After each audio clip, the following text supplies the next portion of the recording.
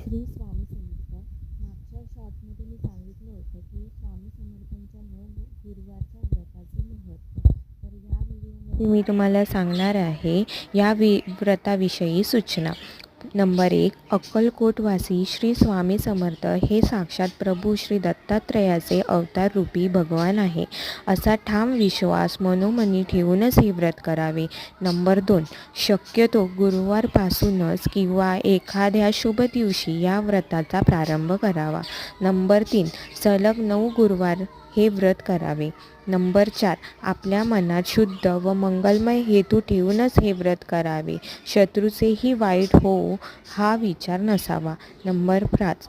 व्रताच्या दिवशी एक वेळ भोजन करावे. नंबर 6. व्रताच्या या संपूर्ण दिवसात खोटे बोलणे, इतरांना त्रास देणे, भांडण, व्यसन करणे पूर्णपणे टाळावे. शिवाय ब्रह्मचर्याचे पालन करावे व शुद्ध राहावे. नंबर 7.